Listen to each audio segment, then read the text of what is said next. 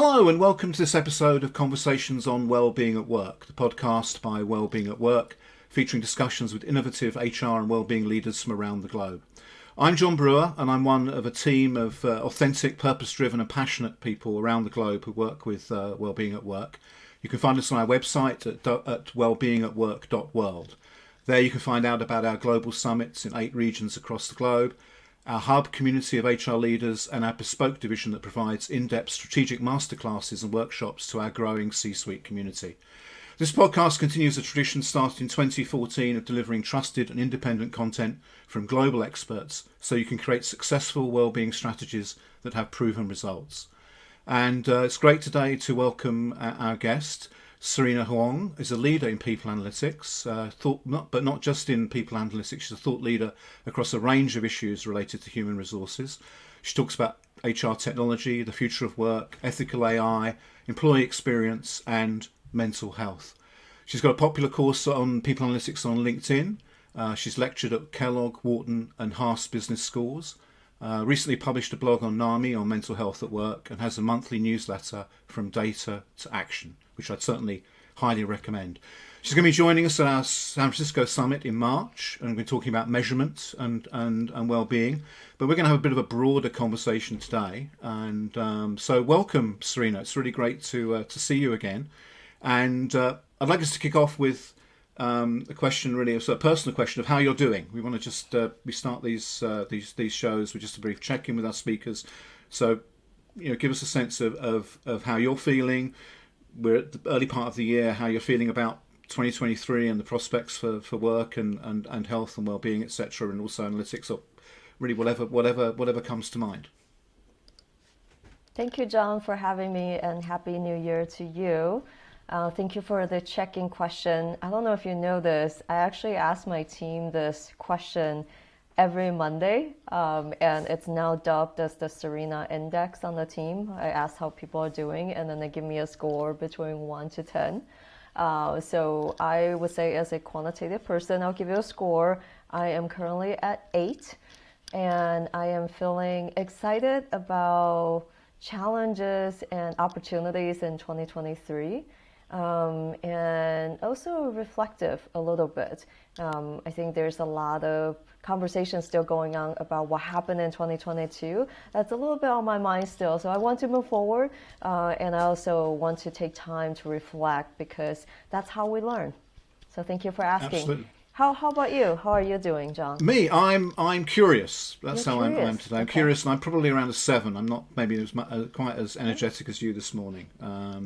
But I'll, and that may be because I don't have such a healthy routine to start my day. But that's something maybe we'll talk about maybe towards the end of our conversation. But I always begin these things curious, with an open mind and hoping to find out new stuff. And I know that we're going to have some interesting things to talk about here. As I mentioned, obviously, mental health is one of the things that you do speak on. But what I want to do, I want to frame our conversation around a post you put on LinkedIn recently. I think it was in your newsletter as well, which was sort of 3 fairly broad predictions or what you're anticipating for 2023. So that'd be kind of a good place to begin. And the first of those was remote work, which obviously is top of mind for a lot of both individual employees plus executives. So perhaps you could share your take on remote work for us here. Sure, definitely. Remote work has been something I've been doing research on for quite a while, and also having the privilege as the head of people analytics in large organizations. It's a topic that is on our leaders' mind constantly.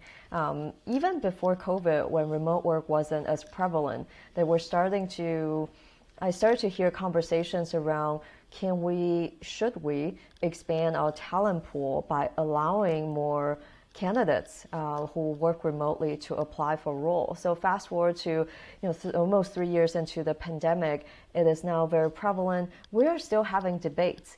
And one of my predictions is that remote work or hybrid will become even more complicated in 2023. So it's clear when you look at the news, we haven't quite figured this out. You would think 3 years we have got this figured out, But every other week, you see news around employees pushing back on companies asking them to come back. You see companies not sure what to do. You see companies going back on their statements and said, actually, you don't have to come into the office as much as we initially said. So there's a lot of confusion around what to do. And despite all the research out there, one thing I do believe is missing is concrete data on what needs to, what employees really care most about in an organization. There was an article around making commute worth it, right? In a lot of the articles, it is not very clear why employees need to come back to the office X number of days, whether that's 2, 3, 4, or 5. It's not very clear to employees who have to commute hours and take away time from their hobbies, their family, their pets, what have you. So it is now up to the employer to make sure the commute is worthwhile. That's a huge mindset change. And it's taken us 3 years to continue to evolve, but I don't think we're quite there yet. So there's a huge disconnect between what some leaders consider as productive and what employees really want out of their life. So in my research, I definitely advocate for gathering data on what your organization needs. Don't just look at the latest article in HBR or MIT Sloan Review. Use them as reference. But what works for other organizations may not work for you if you don't have the data on what your employees need and want. Right, because it does seem as if there is, certainly what I'm seeing is quite a distinct disconnect between like very senior management who are like, we want people to get back to work, and then people who are saying, well, no, hey, I've got this, I think the two things that you hit on, which I think are very positive from a well-being point of view around remote work, that you hit on in your little piece, was flexibility and autonomy. That those are things which are, cornerstones, I guess, of well-being. Right. Indeed, and those are sometimes difficult to measure, and yes. There isn't a database that you can just tap into that tells you how people are doing on a daily basis. In fact, for most organizations, they haven't even gotten started in measuring employee wellness in any dimension up till very recently. In the organizations I've led people analytics so far, oftentimes I was the person to launch the very first health and well-being survey of any sort in company history, whether that's 50 years, 20 years, or 100 plus years sometimes. And I think part of the silver lining with COVID is that mental health and employee well-being are now, and burnout are now top of mind for our senior leaders, and it's more okay to talk about. But in my experience and observation, the data analytics piece still lags behind. There's a lot of conversations happening, but very little data to support how are we actually doing and what do we need to do to get better.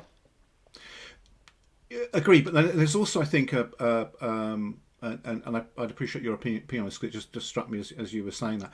It also depends what lens you're looking at it through. So I just highlighted there that you'd mentioned flexibility and autonomy being sort of positive things around remote work, but there's also the sort of disconnection and disengagement as well, right? So it's not a clear-cut thing that it's kind of you're healthier if you're working from home versus working in office, and so an employee may well look at it from that point of view, but the executive's looking at it from productivity. How much work are these folk doing, and what do I know about what they're doing? So you can have tons of data, but people are going to look at it they're going to take a different slice of that data, aren't they? Yes, and that's okay. I do think productivity as a concept has traditionally been very difficult to measure. People often ask me, how do I measure productivity in people analytics? And traditionally, there's simple metrics that's very straightforward, like revenue per employee, right? You take total revenue, divide by number of employees, done. That's productivity. On a daily basis, though, what does that mean? So over time, as data and technology have improved, we now can know a lot about our employees, including how much time they spend in the office. If you think about bad swipe data, meetings, how many meetings are they actually in? That's all data that potentially we could have on employees to analyze.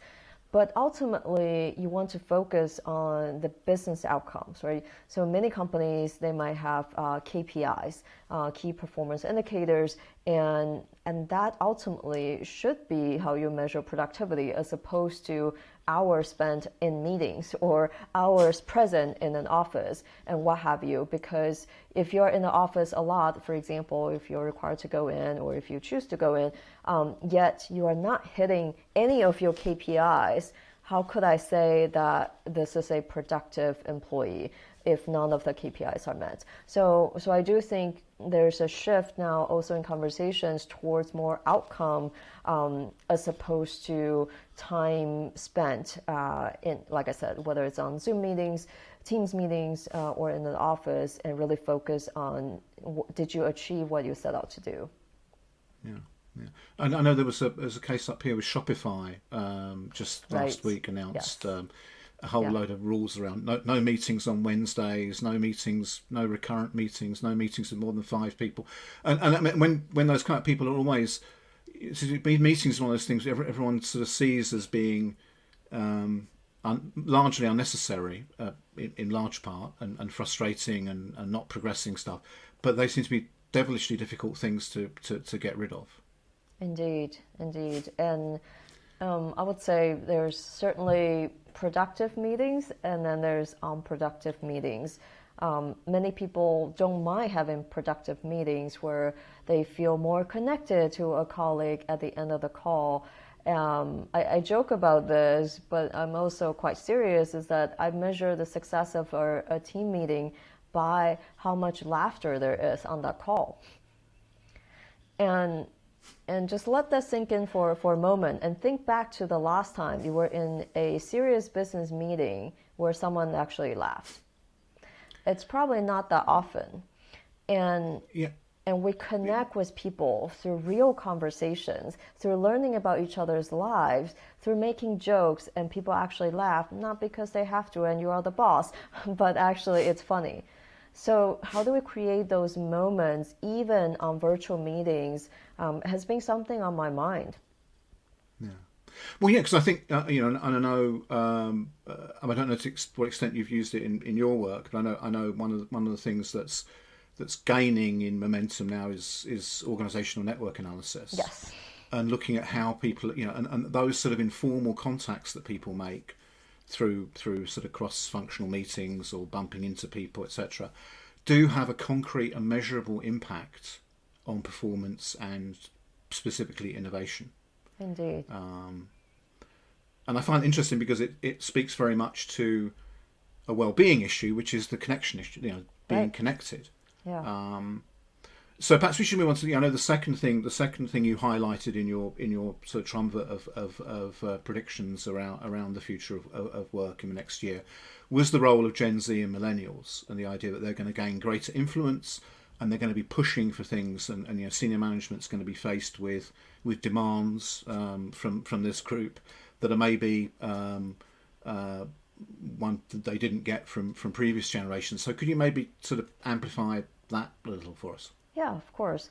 So Gen Z seemed like so far away just a few years ago. If you look at it, actually the oldest Gen Z is about to turn 25 this year. So if you think about Gen Z entering the workforce now, many of them either graduated in the pandemic or right before. So they're entering this time of huge amount of uncertainty, huge amount of change. For many of them, they have seen the lockdown firsthand, the stock market volatility firsthand, the huge inflation firsthand, and the mental health crisis all together as they're entering the workforce, as they're taking on their very first job ever in their life. So obviously that's a lot of stress that anyone can understand. So I'm not surprised that they are so focused on making mental health a huge priority for them. So one of the stats I that I had mentioned is that 50% of Gen Z said mental health improvement is their top 2023 New Year resolution. Guess what the number is for millennials? Right. 49%. So 50% of Gen Z, 49% of millennials cite mental health as number one, their top resolution for 2023, versus about 30% for physical health. Now, I remember, when we think about New Year resolution, it's often about, diet, maybe exercise, and getting physically healthier.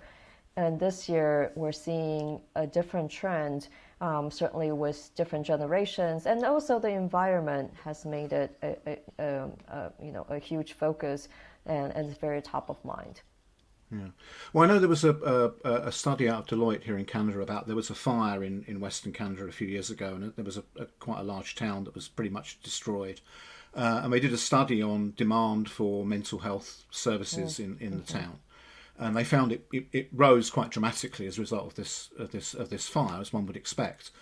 But then it didn't come down afterwards. That having kind of had this sort of traumatic event in the community, it wasn't that it pushed it up and then everything got back to normal afterwards.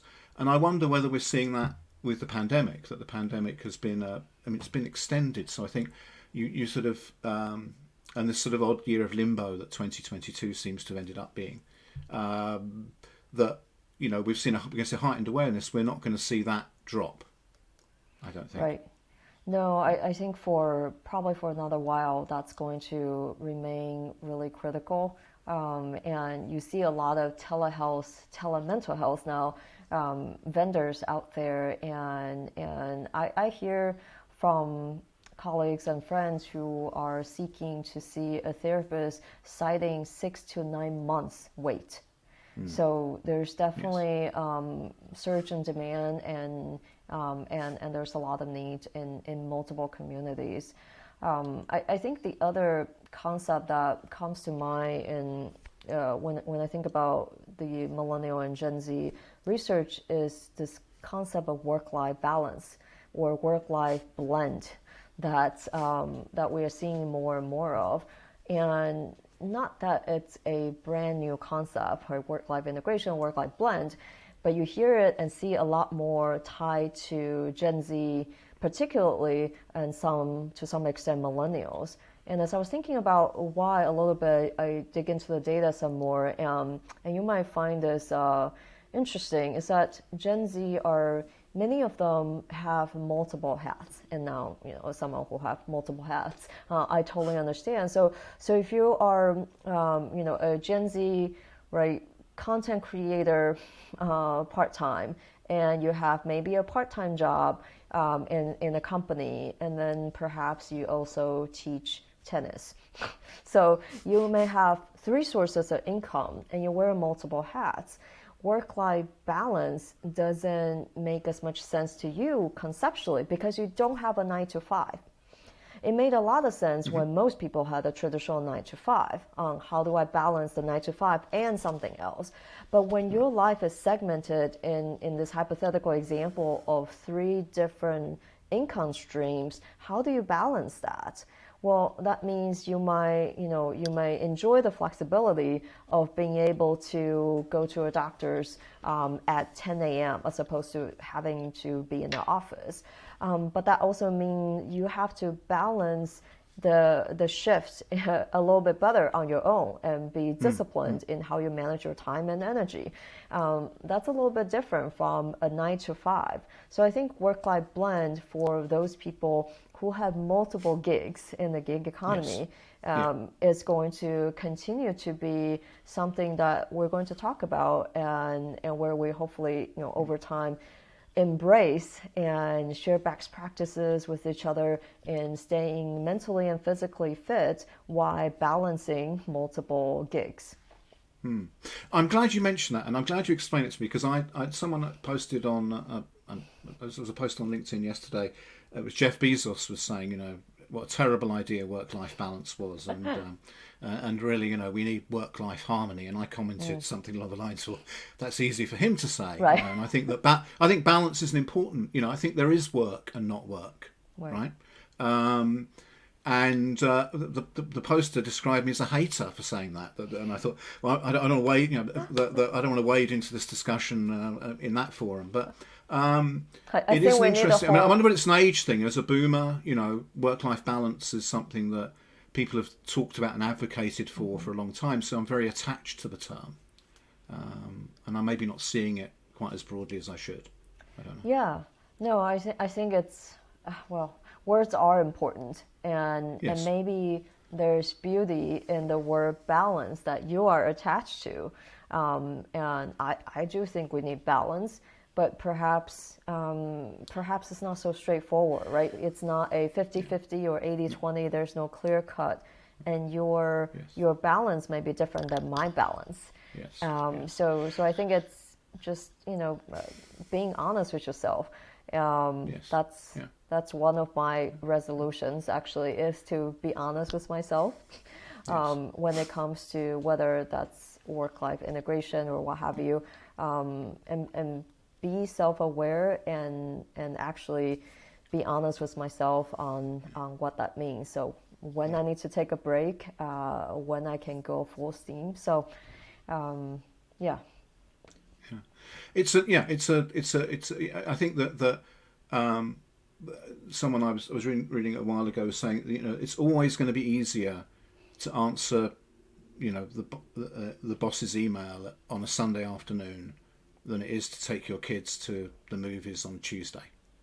That there's an inherent that work will expand to fit the time that it can possibly take from you. So I do think, I think it's an important issue. But whether you call it blend or balance or integration or harmony or bloom. I've seen someone writing a book called Work-Life Bloom. So we'll see where that goes. On the subject of words, a word that we were talking about before we started recording here which I think relates to Gen Z, is stigma. The stigma around mental health. It remains stubbornly persistent, despite all the, all the books and all the courses, etc., etc. But it does seem as if Gen Z are much more comfortable speaking about their experience than older folk like me. Do you think that's true? I do see it a lot more. I would say, if you look at different social media platforms, right, where there's perhaps more Gen Z, TikTok, and where people are, sharing more of their day-to-day struggles and normalizing it. It's a bit different from, I do think it's different because of the age, right? So if you are, it's different when you are a very senior executive, very visible in a publicly traded company with thousands of people who report to you, versus you are, in high school and it's a video that disappears in 60 seconds. So I think the impact is different, but then also seeing the peers, we see a lot more Gen Z talking about mental health than, like I said, very senior executives in public traded companies coming out to say, I struggle with depression, anxiety, PTSD, OCD, what have you, and here's how I cope with it.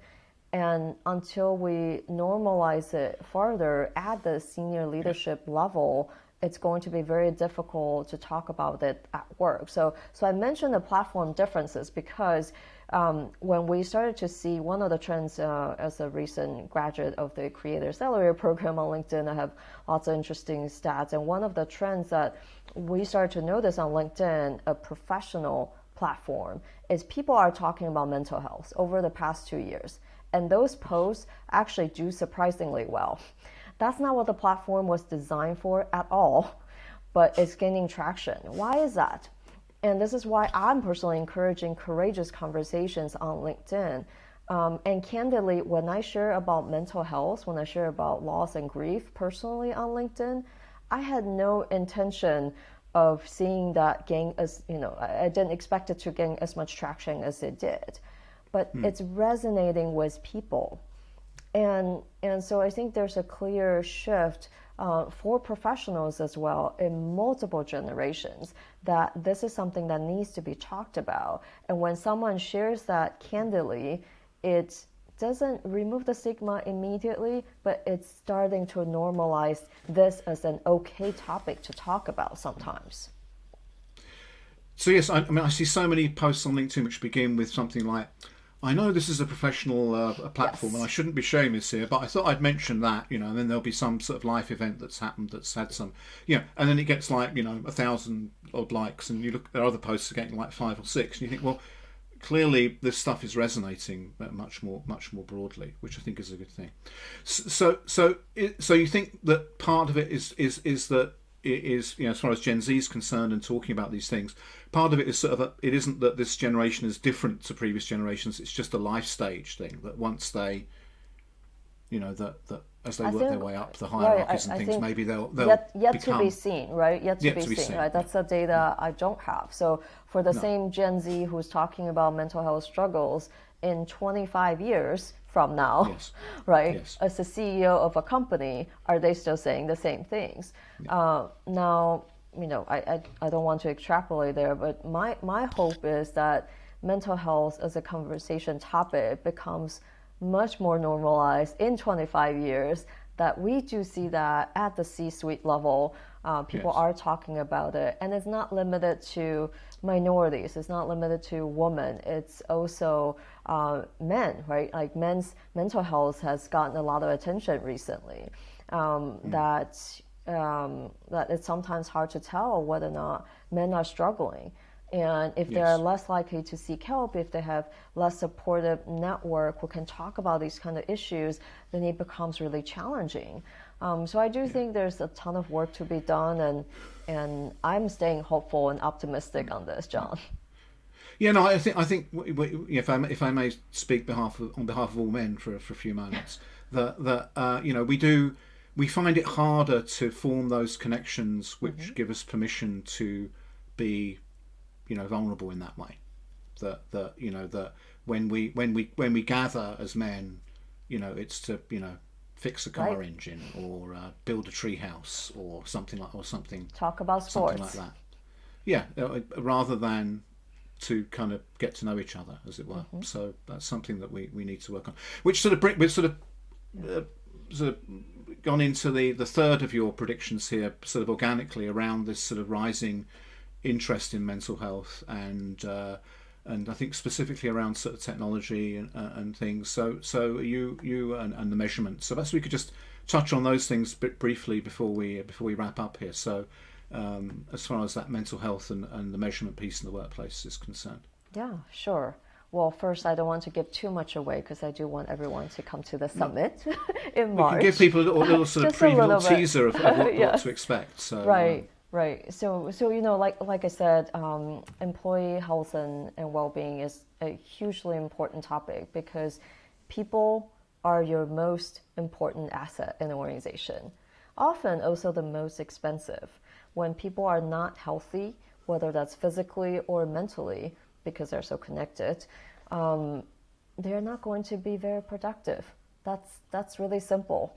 There is direct impact on your business if your people are not doing well, and that's it. So why is this important, particularly in mental health? I think there's a ton of interest in making telemental health work and making it more accessible. And not just because many people get to work from home now, but it also opens up the availability for people who may not have the means to travel, right, to a doctor's office that's far away, who may not have the time. It's much easier if you can just hop on a call and then you can jump to another meeting immediately after seeing your therapist or your doctor. So I do think that there's a lot of innovation happening that I'm excited about. And as far as the workplace and measuring it, you don't know you don't know your current state if you don't measure it, right? So you don't know how people are doing if you don't ask them how they're doing. There are multiple ways of gathering data on employee well-being. A couple tips at high level. One, certainly there's the actively gathered data, such as surveys, directly asking people to self-report on how they're doing, just like we did at the beginning of this call. That doesn't have to be all, right? On the other hand, if you go to healthcare side of industry and thinking about the health outcomes, right? If you look at healthcare journals, they measure things like patient outcomes, right? So that's more, that's more direct measure, and you could say, hey, maybe we can gather data on employees. Well, there's a lot of privacy concerns if you're going to go that route. So is there something in between? So again, don't want to give too much away, come to the summit, but there's a ton between sort of you're actively gathering data by asking people directly to something, the data that already exists. My biggest tip to anyone who wants to get started in measuring employee health and well-being is that you likely have data that you're not using. And you're sitting on a gold mine to understand employee wellness, and it's not too late to get started.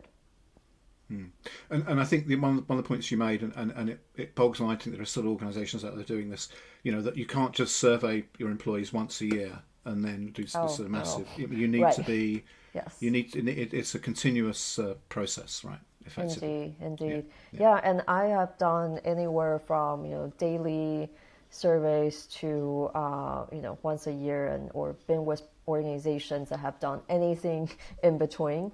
I do think wellness is something that changes pretty frequently. So if you only have once a year data, that's likely insufficient. But you can get creative, right? You can get creative in asking things like how has your health or your well-being changed in the past 30 days, right? You can get creative by getting some trends without actually having the trends. So that's something I have also seen work. And then you can look at populations within an organization that had declined, maybe pay more attention there and see what help they need as a group.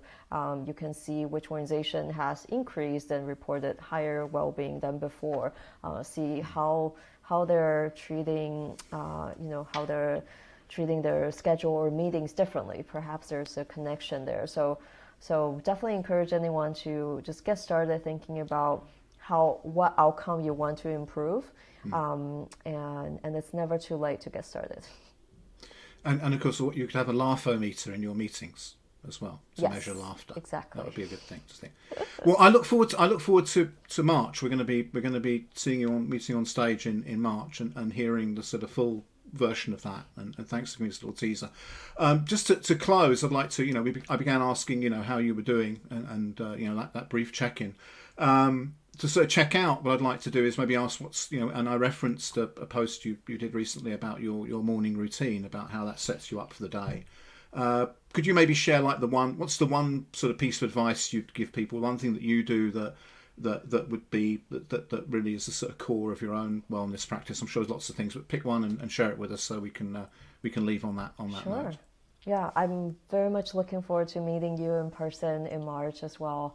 And so you can check out my LinkedIn profile. There's 7 things I do in the morning to kick off my day. The one of my recent favorite is going to be affirmation. So I wake up with 5 affirmations that I say to myself.